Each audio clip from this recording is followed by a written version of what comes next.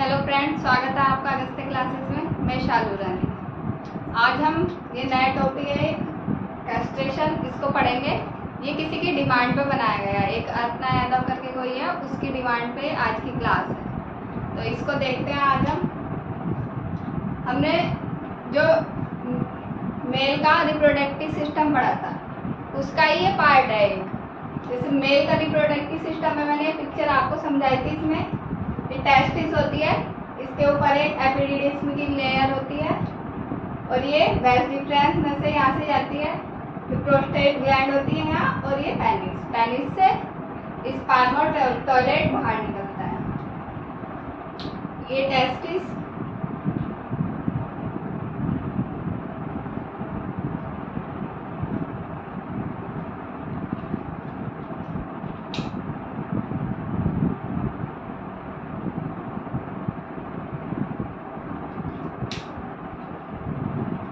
ऊपर ये वेस डिफरेंस, वो एपिडिडिमिस,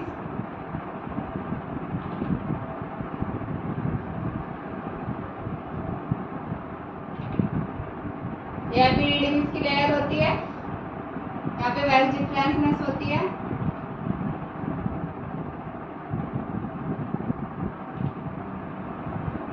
ये प्रोस्टेट ग्लैंड,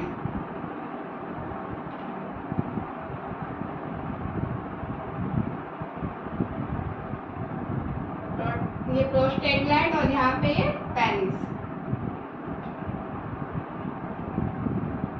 ये हमने पहले पढ़ा है। ये टेस्टिस होती है, इसमें स्पर्म बनता है और एपिडिडिमिस टेस्टिस की सुरक्षा प्रदान करती है। ये वेस डिफरेंस में से यहाँ से स्पर्म होके जाता है, प्रोस्टेट ग्लैंड होती है यहाँ जाएगा, फिर पेनिस से बाहर निकल जाएगा। पेनिस से फीमेल की वेजाइना में एंटर करता है पेनिस के थ्रू। तो पेनिस का बस इतना काम होता है कि वो उसको फीमेल की वेजाइना में एंटर कराए स्पर्म को, और टॉयलेट को निकाले। ये इसका मेल रिप्रोडक्टिव ऑर्गन नहीं होता। मेल का मेन रिप्रोडक्टिव ऑर्गन टेस्टिस होते हैं, ऐसे ही फीमेल में होते हैं। अब इसको एक बार देख लेते हैं। जो मेल की टेस्टिस होती है उसमें एक सेमिफेरस ट्यूबल्स होती हैं और लैंडिंग सेल होती है। सेमिनिफोरस ट्यूबल्स, लैंडिंग सेल। जो सेमिनिफोरस ट्यूबल्स होती है वो स्पर्म का निर्माण करती है टेस्टिस में, और जो लैंडिंग सेल होती है वो टेस्टोस्टेरोन का स्त्राव करते हैं, उसमें से टेस्टोस्टेरोन हार्मोन निकलता है। तो इनका क्या काम है? जो सेमिनिफोरस ट्यूबल्स है वो स्पर्म निकाल रहे हैं। तो स्पर्म बनने की क्रिया और स्पर्म को क्या कहते हैं? स्पर्म बनने की क्रिया स्पर्मेटोजेनेसिस।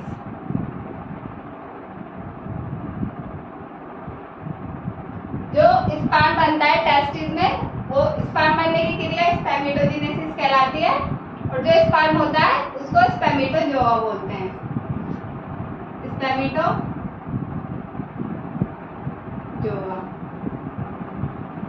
जब स्पर्म बनता है वो स्पर्मेटोजोआ होता है, और स्पर्म बनने की क्रिया स्पर्मेटोजेनेसिस। अब इसमें लैंडिंग सेल होती है। लैंडिंग सेल में टेस्टोस्टेरोन हार्मोन स्रावित होता है। इससे क्या होता है? टेस्टोस्टेरोन हार्मोन स्रावित होने लगता है। ये 12 या 13 साल की एज के बाद स्रावित होने लगता है। तो उसके बाद में जो मेल होता है उसमें कुछ और विकास होता है। जैसे लैंडिंग सेल से टेस्टोस्टेरोन हार्मोन स्रावित होगा, और इस हार्मोन्स के कारण जो बॉयज होते हैं उसमें आवाज भारी होने लगती है। आवाज भारी, दाढ़ी आना उनके,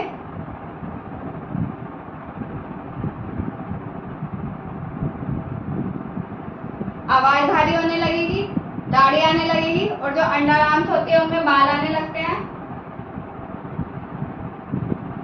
अंडर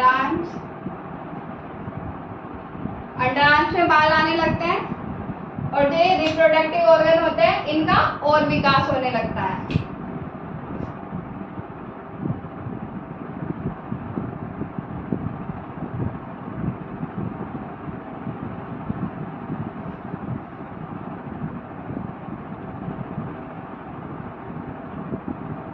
रिप्रोडक्टिव ऑर्गन विकास। रिप्रोडक्टिव ऑर्गन का विकास होने लगता है और प्यूबिक हेयर आने लगते हैं।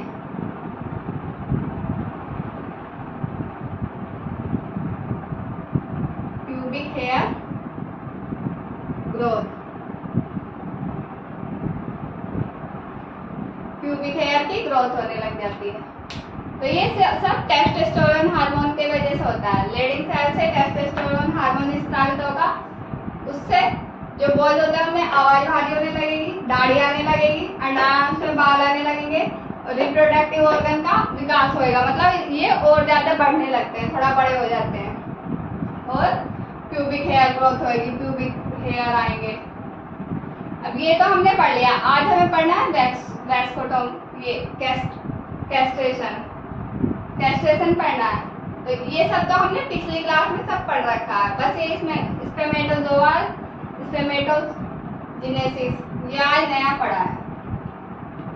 अब वैस्कोटोमी, ये वैस्कोटोमी भी हमने पिछली क्लास में पढ़ा था, पर इसको अभी और डिटेल में बता देती हूँ मैं थोड़ा सा। जैसे वैस्कोटोमी है, वैस्कोटोमी में क्या होता है, अंदर क्या प्रोसेस होता है, इसमें सिंपली बताया था मैंने कि ये वैस डिफरेंस को इसको काट दिया जाता है। इसको काट के ये अलग अलग हो जाती है, तो यहाँ से फिर स्पर्म यहाँ तक तो आता, फिर बाहर नहीं निकल पाता। उससे फीमेल के प्रेग्नेंट होने के चांसेस खत्म हो जाते हैं। तो इसमें वैस्कोटोमी में क्या होगा, ये 3 टाइप से अलग अलग होती है, 3 टाइप।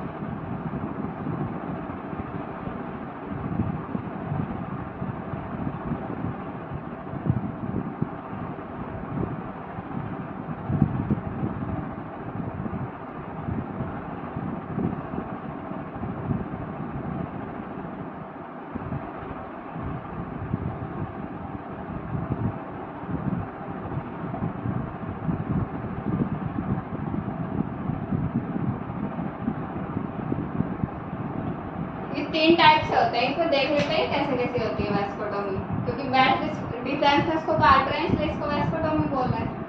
तो ये फर्स्ट है।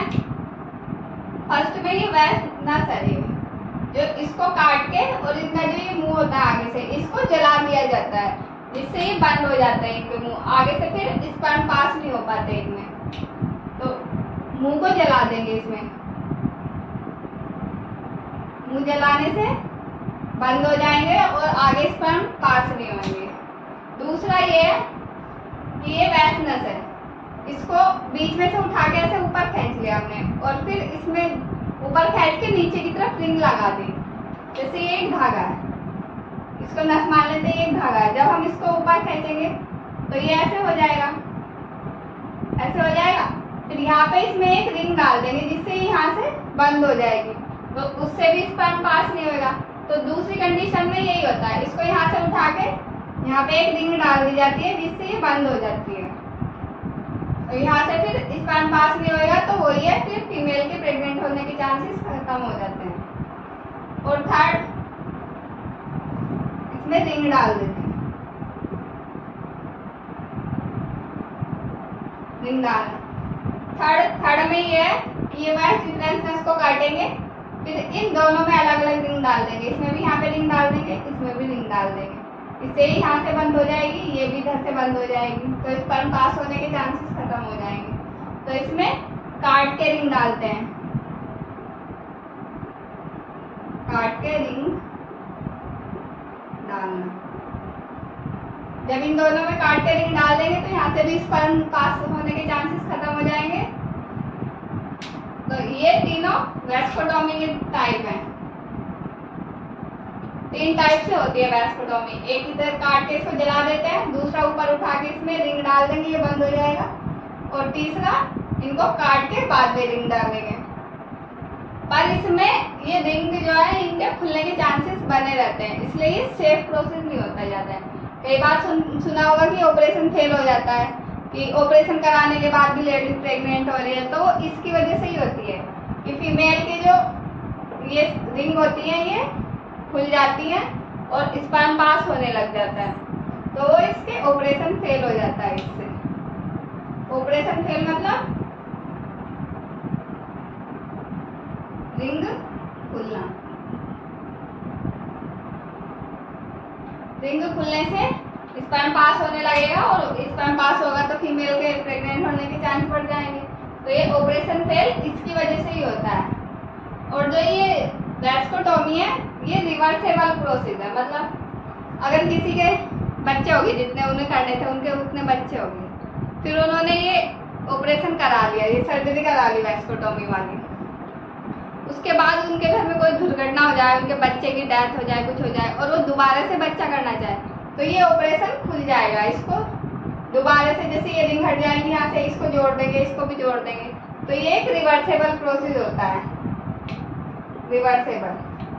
इससे दोबारा से इनको खुलवा के ऑपरेशन को सही करवा के बच्चे पैदा किए जा सकते हैं दोबारा। तो ये एक रिवर्सेबल प्रोसेस है।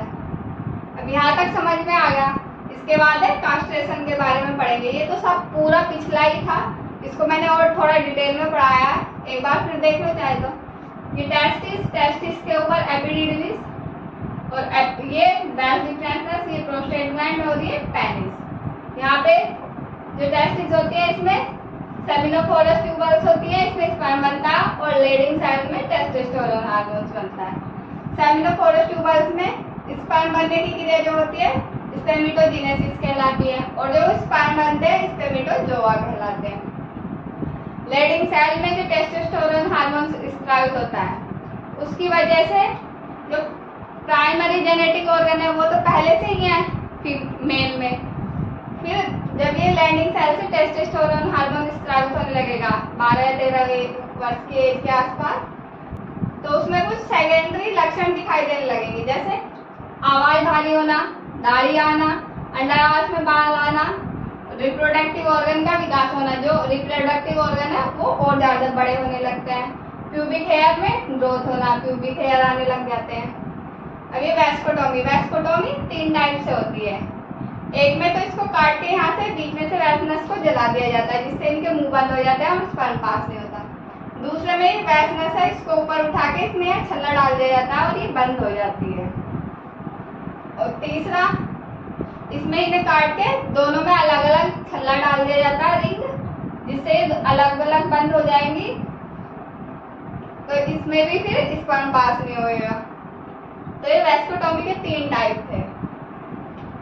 फिर कई बार सुना होगा आपने ऑपरेशन फेल हो जाता है, तो ऑपरेशन ये कई बार ये ऑपरेशन फेल हो जाते हैं, जैसे ये रिंग है ये खुल गई तो फिर स्पर्म पास होने लगेगा, इससे फीमेल प्रेग्नेंट हो जाएगी। तो इसके फेल होने पर, ऑपरेशन फेल होने पर फीमेल के प्रेग्नेंट होने के चांस बढ़ जाते हैं। और जो ये वैस्कोटोमी एक रिवर्सेबल प्रोसेस है, इसको दोबारा से सही किया जा सकता है। जैसे वैसनस काट के अलग अलग कर दी थी, इसको हम दोबारा जोड़ सकते हैं, यहाँ से रिंग हट जाएगी, ये सीधी हो जाएगी, इनको भी हम दोबारा जोड़ सकते हैं। तो ये एक रिवर्सेबल प्रोसेस होता है।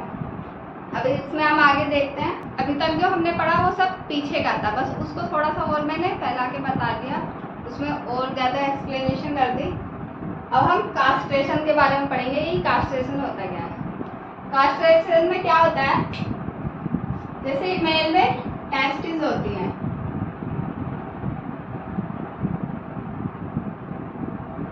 ये जो टेस्टिस होती हैं इनको ही काट के अलग निकाल दिया जाता है, सर्जरी करके इन्हें काट के निकाल दिया जाता है, वही प्रोसेस कास्ट्रेशन कहलाता है।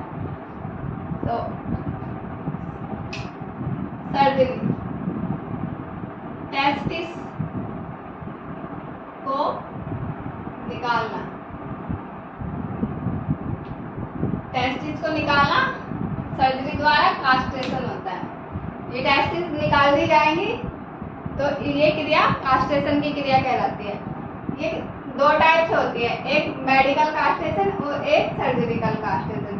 मेडिकल कास्ट्रेशन में क्या होता है, कुछ दवाइयाँ देकर या तो टेस्टिस के कार्य को पूरी तरह से खत्म कर दिया जाता है कि उसमें स्पर्म ना बने, या फिर वो अंदर ही अंदर पूरी खत्म हो जाती है टेस्टिस। और जो सर्जिकल कास्ट्रेशन होता है इसमें सर्जरी करके इनको काट के अलग कर दिया जाता है, फिर ये टेस्टिस ही नहीं रहती इंसान के अंदर। तो मेडिकल कास्ट्रेशन में क्या होगा,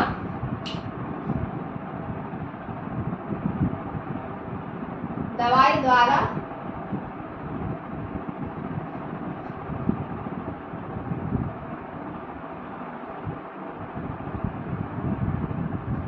टेस्टिस का कार्य बंद, टेस्टिस का कार्य बंद कर दिया जाएगा दवाई के द्वारा, या फिर इनको खत्म कर दिया जाएगा। एक ये है, और सेकंड है इसमें दवाई द्वारा कोई भी मेडिसिन दी जाएगी, उससे ये टेस्टिस खत्म हो जाएंगे अंदर के अंदर। दवाई द्वारा टेस्टिस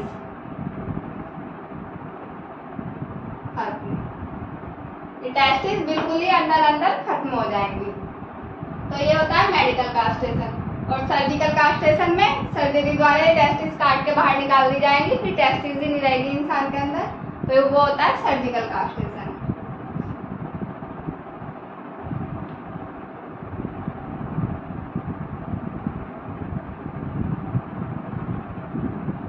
सर्जरी द्वारा टेस्टिस अलग कर दिए जाते हैं, अलग मतलब हटा देना। जो मेल होता है उसकी टेस्टिस ही हटा दी जाती है, तो वो होता है सर्जिकल कास्ट्रेशन। अब इसको करवाने के क्या कारण है, ये क्यों करवाया जाता है कास्ट्रेशन? जैसे किसी को टेस्टिस में कैंसर हो गया, तो इसका ऑपरेशन करके इनको अलग निकाल दिया जाएगा, तो कैंसर सही हो जाएगा। फिर टेस्टिस में कैंसर हो गया तो उसके कारण। दूसरा, अगर प्रोस्टेट ग्लैंड में ही कैंसर हो गया, तो प्रोस्टेट ग्लैंड अकेली तो नहीं निकलेगी, उसके साथ ही फिर पूरा प्रोसेस बाहर निकलेगा, तो यहाँ से ही फिर पूरा ये बाहर निकाल दिया जाता है। तो प्रोस्टेट कैंसर और टेस्टिस कैंसर, प्रोस्टेट और टेस्टिस कैंसर, इनमें ये बाहर निकाल दी जाती है टेस्टिस। और हाई सेक्सुअल डिजायर, मतलब किसी इंसान में बहुत सेक्स करने की इच्छा होती है, बहुत ज्यादा ही, तो जिसमें ज्यादा इच्छा होती है उसकी भी टेस्टिस काट के बाहर निकाल दी जाती है, उससे उसकी सेक्स करने की जो इच्छा होती है वो धीरे धीरे खत्म होती जाती है। तो हाई सेक्सुअल डिजायर होती है जिसको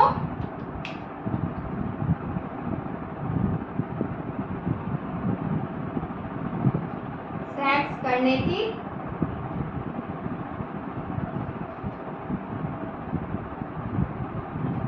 अधिक इच्छा, सेक्स करने की जिसमें ज्यादा इच्छा होती है, हाई सेक्सुअल डिजायर, तो उसमें भी टेस्टिस काट के बाहर निकाल दी जाती है, जिससे उसमें सेक्स करने की इच्छा खत्म हो जाती है। तो इसके कारण ही फिर उसकी टेस्टिस निकाल दी जाती है।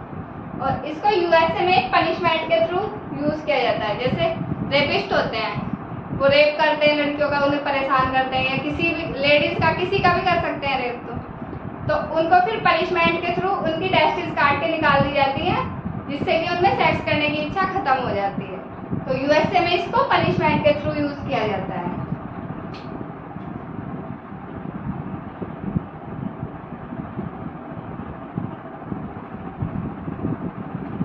यूएसए में पनिशमेंट के थ्रू यूज किया जाएगा। अब हम इसके फायदे देखते हैं, इसके फायदे क्या हैं। पीबीसी, पीबीसी मतलब परमानेंट बर्थ कंट्रोल।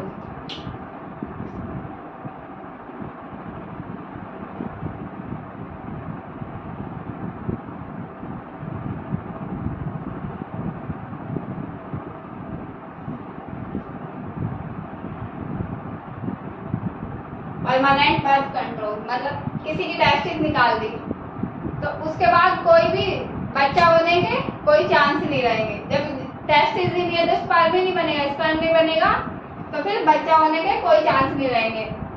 तो ये परमानेंट बर्थ कंट्रोल का एक प्रोसेस है, परमानेंट बर्थ कंट्रोल, इससे बच्चे नहीं होंगे। दूसरा एज, एज में क्या आएगा, जिसकी टेस्टिस निकाल दी गई उसकी 10 से 15 साल एज इंक्रीज हो जाएगी। जिसके अंदर टेस्टिस निकाल दी जाती है उसकी एज 10 से 15 साल इंक्रीज हो जाती है, क्योंकि टेस्टोस्टेरोन हार्मोन वो स्रावित नहीं होगा, उससे जो गुस्सा आता है थोड़ा सा वो भी नहीं आएगा, और जो टेस्टोस्टेरोन हार्मोन की वजह से स्पर्म बनता है उसमें एनर्जी वेस्ट होती है वो नहीं होगी, और सेक्स करने में जो एनर्जी वेस्ट होती है वो नहीं होगी। फिर वो एनर्जी पूरी बॉडी में स्टोर होती रहेगी। तो इससे 10 से 15 साल एज बढ़ जाती है। सेक्स की इच्छा, ये टेस्टोस्टेरोन हार्मोन से सेक्स करने की इच्छा खत्म हो जाती है। अगर टेस्टिस निकाल दी जाएंगी तो सेक्स करने की इच्छा खत्म हो जाएगी। पेन, जैसे कि किसी की टेस्टिस में कैंसर हो जाता है तो उसको उसमें पेन होता है, अगर उसकी टेस्टिस ही निकाल दी गई तो उसको पेन भी नहीं होएगा, तो टेस्टिस पेन खत्म हो जाता है इससे।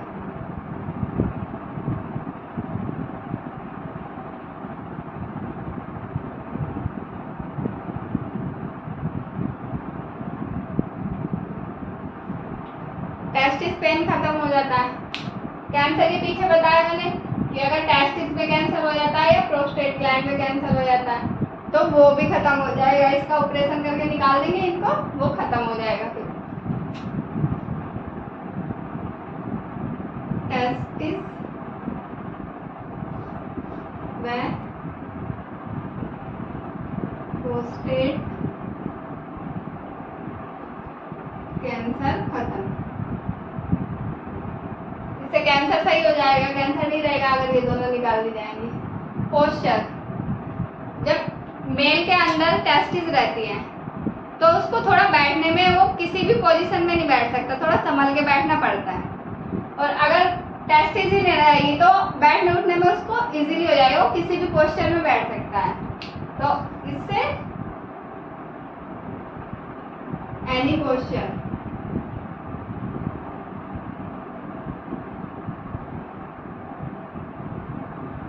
एनी पोस्चर यूज, वो कोई सा भी पोस्चर बैठने के लिए यूज कर सकता है, किसी भी पोस्चर में वो आराम से बैठ सकता है। तो ये फायदे हैं इसके, इसको करवाने के कारण और ये फायदे। एक बार दोबारा देख लेते हैं। सर्जरी, टेस्टिस को निकाल दिया जाता है सर्जरी करके, वो कास्ट्रेशन कहलाता है। कास्ट्रेशन दो टाइप के होते हैं, medical castration, surgical castration. Medical castration में दवाई देके या तो टेस्टिस को खत्म कर दिया जाता है या उसके काम को पूरी तरह से खत्म कर दिया जाता है जिससे कि उसमें स्पर्म ना बने।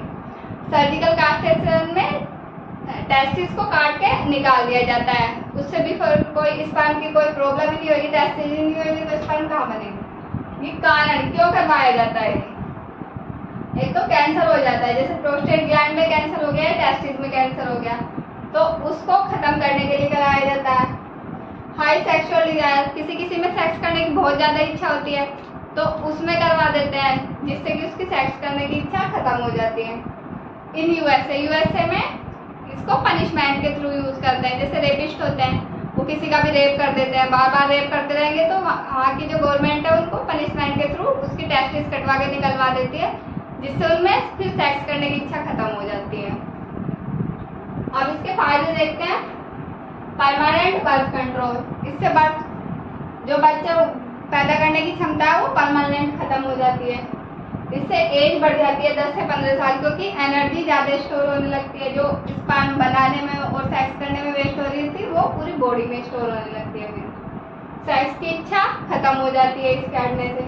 जो पेन होता है कैंसर में वो खत्म हो जाता है, कैंसर जो होता है वो भी सही हो जाता है इससे, इसका ऑपरेशन करके निकाल देते हैं, वो सही हो जाता है। पोस्चर, किसी भी पोस्चर में जो मेल है वो बैठ सकता है आराम से, इससे फिर उठने बैठने में भी ज़्यादा कोई प्रॉब्लम नहीं होती। ज़्यादा तो पहले भी नहीं होती पर थोड़ी बहुत जो होती है वो भी खत्म हो जाती है फिर इससे।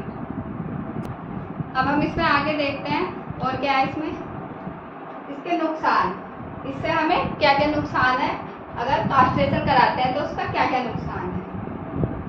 सेक्स इच्छा, कास्ट्रेशन कराने से टेस्टिस नहीं होती तो फिर सेक्स की इच्छा खत्म हो जाएगी, सेक्स इच्छा खत्म। सेक्स इच्छा खत्म होने से क्या नुकसान है? मान लो कोई शादीशुदा है, वही कराएगा कास्ट्रेशन, अनमैरिड तो बहुत कम ही कराएगा कोई ऐसा काम, तो कास्ट्रेशन कराया किसी मैरिड इंसान ने, उसकी सेक्स इच्छा खत्म हो जाएगी। अब मान लो फीमेल है, उसकी सेक्स करने की इच्छा हो रही है और मेल की नहीं हो रही, तो सेक्स करने की इच्छा हो रही है, मेल की नहीं हो रही, तो उन दोनों में लड़ाई झगड़ा हो सकता है आपस में। तो ये कास्ट्रेशन सेक्स करने की इच्छा खत्म कर देता है। और ब्रेस्ट साइज इंक्रीज, जो कास्ट्रेशन करा लेते हैं मेल, उनके ब्रेस्ट साइज बढ़ने लग जाता है, तो ब्रेस्ट साइज बढ़ने लगेगा। ब्रेस्ट का साइज बढ़ने लग जाता है, वजन भी बढ़ने लगेगा क्योंकि उसमें एनर्जी ज्यादा स्टोर होने लगेगी तो उसका वजन भी बढ़ने लगेगा। ऑस्टियोपोरोसिस की समस्या हो जाती है, मतलब हड्डियां कमजोर हो जाती हैं, हड्डी कमजोर। जैसे बोन्स होती हैं, तो ये बोन्स एक सिंपल बोन है, ये मजबूत रहेगी। जो ऑस्टियोपोरोसिस की समस्या होती है इसमें हड्डियों में ऐसे छेद हो जाते हैं, तो फिर हड्डियां कमजोर हो जाती है। तो ऑस्टियोपोरोसिस की समस्या के कारण हड्डियां कमजोर हो जाती हैं। ब्लड, अगर कोई इंसान सर्जरी करा रहा है तो ब्लड लॉस होगा, उसका रक्त नुकसान।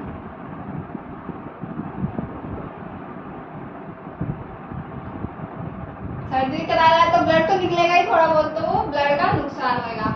और इन्फेक्शन होने के खतरा रहता है, जब कोई सर्जरी होती है कहीं से भी कट लगता है तो इन्फेक्शन भी होता है, इन्फेक्शन होने का खतरा।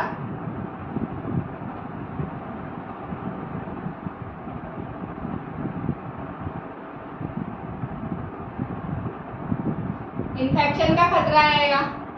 और डिप्रेशन, जैसे मैंने अभी ऊपर बताया कि सेक्स करने की इच्छा मेल में खत्म हो जाएगी और फीमेल में इच्छा रहती है तो उससे घर में लड़ाई होगी।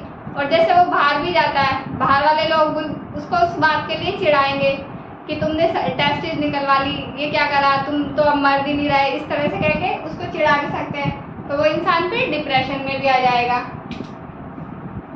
डिप्रेशन में आना सामाजिक दबाव के कारण, कुछ मतलब समाज में उसकी जो वैल्यू थी वो खत्म होने लगेगी, तो उसके कारण वो डिप्रेशन में आ जाएगा। बॉडी में जैसे टेस्टोस्टेरोन हार्मोन स्रावित होने से जब मेल में सेकेंडरी लक्षण आने लग जाते थे, उसमें सेकेंडरी लक्षण में उसकी बॉडी भी बनने लग रही थी। जब टेस्टोस्टेरोन हार्मोन स्रावित ही नहीं होगा तो इसकी बॉडी भी धीरे धीरे कम होने लग जाती है, तो बॉडी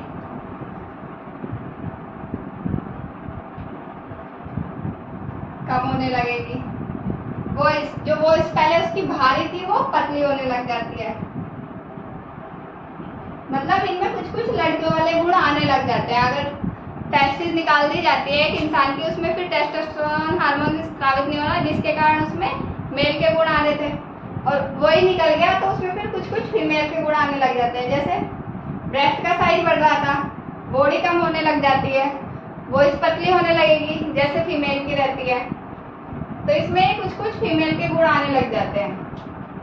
अब आप इसके रीजन देखते हैं कि इसको क्यों नहीं करवाना चाहिए, ये कास्ट्रेशन क्यों नहीं कराना चाहिए। एक तरह से तो ये बच्चे कंट्रोल कर रहा है, पर इसके नुकसान है, इसलिए हमें ये करवाना नहीं चाहिए। तो क्यों नहीं कराना चाहिए?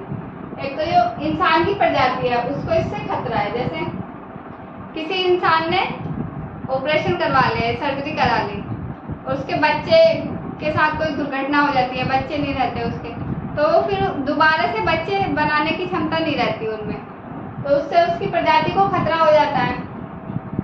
तो मानव जाति को खतरा है, इससे प्रजाति को खतरा।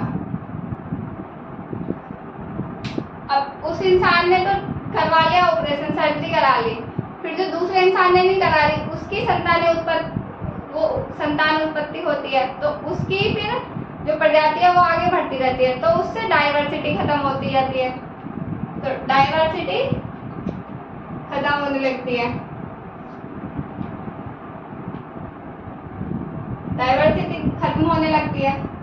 थर्ड है सोशल टैबू, वो सोशल टैबू बन जाता है क्योंकि उसको बाहर लोग बाग चिढ़ाने लग जाते हैं, तो टेस्टिस निकाल ली, तू तो अब मर्द ही नहीं रहा, तू मर्दों वाले काम ही नहीं कर सकता, इस तरह से कुछ कुछ वर्ड कह के उसको चिढ़ाना भी शुरू कर देते हैं, तो वो फिर सोशल टैबू बन जाता है।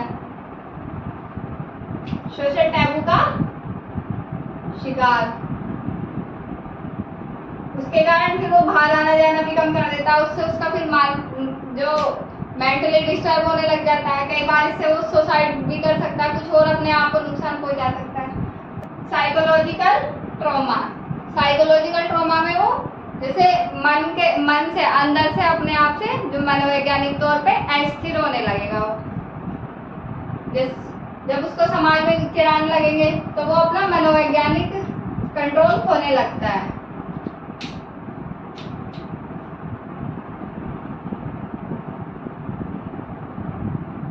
मनोवैज्ञानिक अस्थिरता।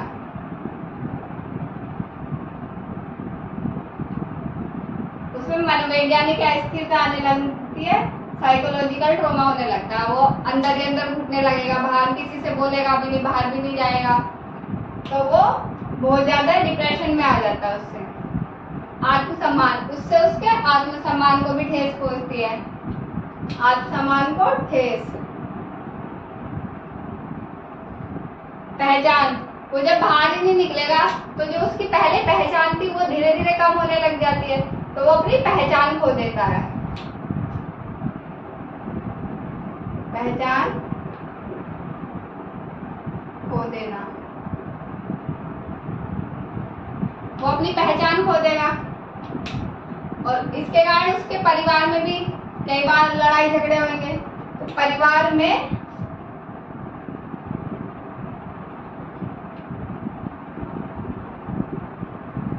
कलह,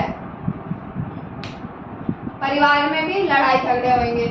तो ये सब जो रीजन है ये कास्ट्रेशन ना कराने के लिए है कि कास्ट्रेशन अगर कोई कराएगा तो इतनी सारी प्रॉब्लम आएगी, अगर नहीं कराएगा तो उसमें भी फिर कुछ ना कुछ उपाय दूसरे हैं जो उनको यूज कर सकते हैं। जरूरी नहीं है कि यही यूज करना।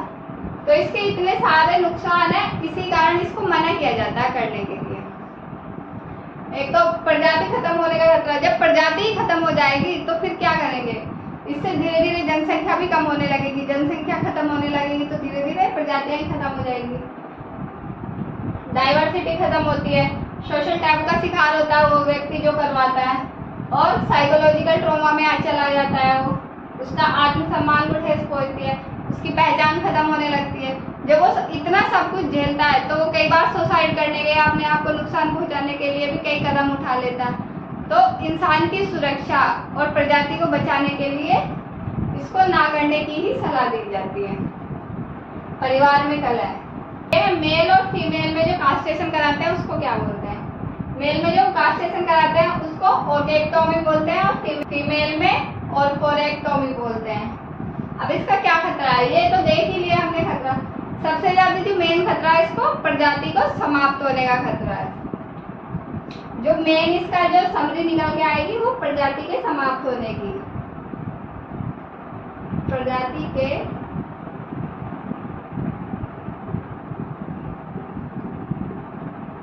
समाप्त होने का।